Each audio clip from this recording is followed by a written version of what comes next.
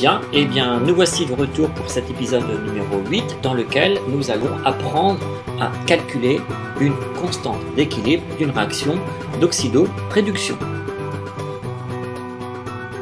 Revenons d'abord sur l'échange d'électrons, par exemple entre le zinc et puis les ions Cu2+. En fait, il y a deux modes de transfert. Le mode de transfert direct, l'échange direct parce qu'on plonge la lame de zinc directement dans la solution qui contient les ions Cu2+, ou alors un échange indirect, puisque c'est indirectement que ce transfert se fait par l'intermédiaire d'un conducteur électronique par lequel les électrons vont pouvoir circuler pour, émis par l'électrode de zinc, être captés et former du cuivre métallique de l'autre côté. Nous avons retenu le résultat principal de l'exemple de l'épisode précédent qui était à l'équilibre chimique, il y a unicité des potentiels d'électrodes des couples présents. Parce que lorsque nous avons étudié une pile à l'équilibre chimique, la FEM est nulle. Or, FEM nulle veut dire E à gauche à l'équilibre égale E à droite à l'équilibre, d'où cette phrase très importante. Et bien, cela nous permet de calculer une constante d'équilibre K standard.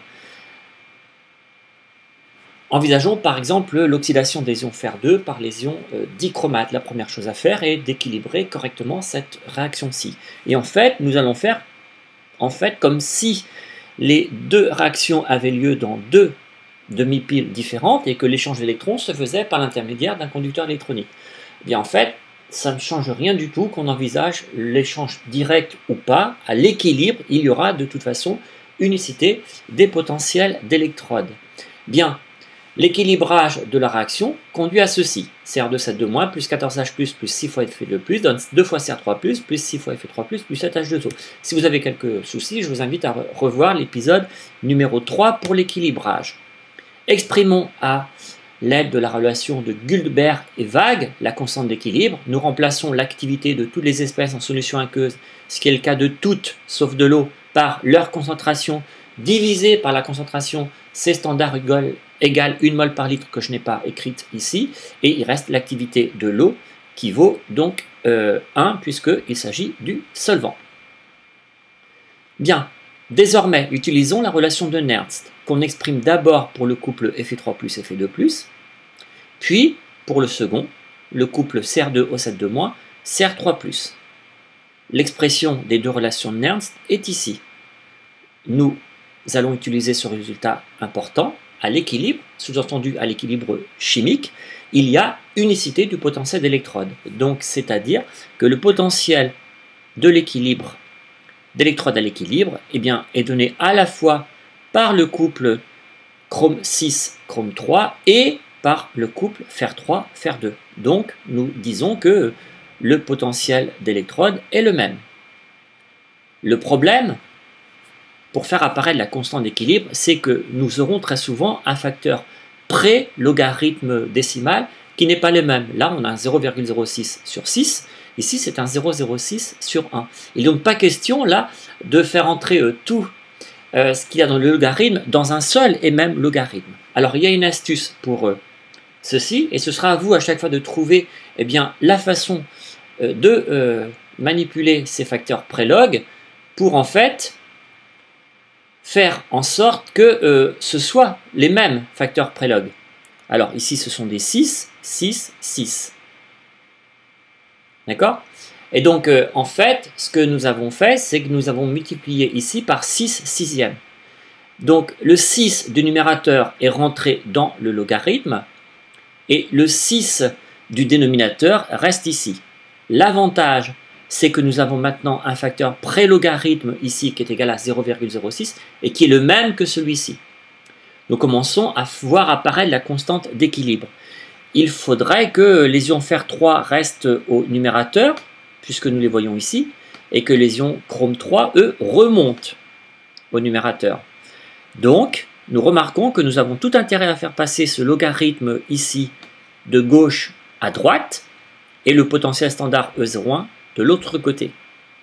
En effectuant ainsi cette opération, je n'utilise plus donc la valeur à proprement parler de E à l'équilibre, nous arrivons à ceci. Je vais faire passer, comme je le disais, le potentiel standard du couple Fer2, Fer3 est passé à gauche, et tout les facteurs logarithmes sont ici. Maintenant, nous avons un 0,06 sur 6.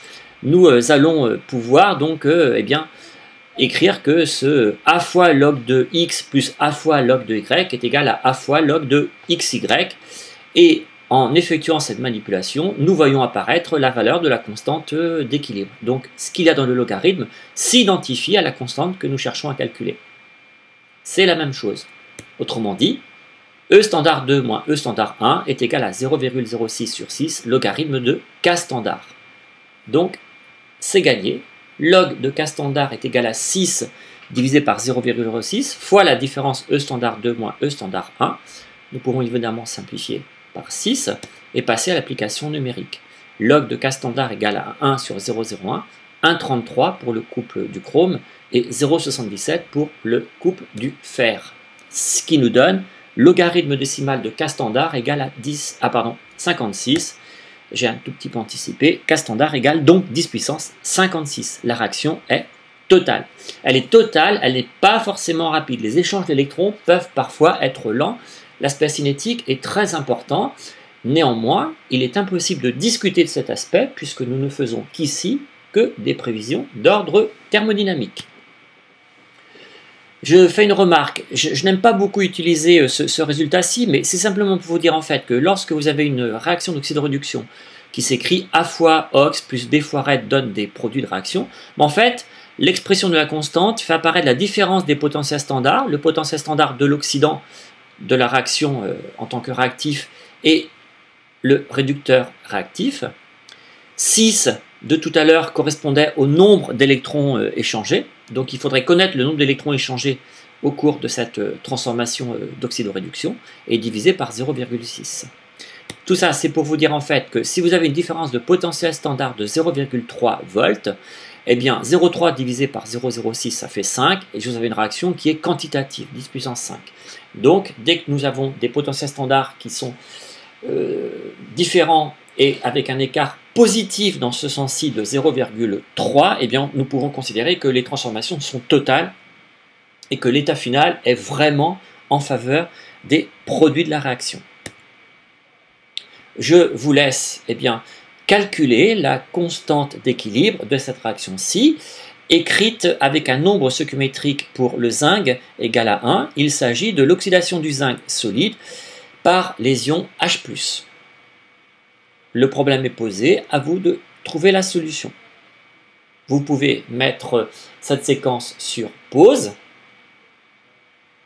Voilà, vous avez calculé la constante, et bien vérifions.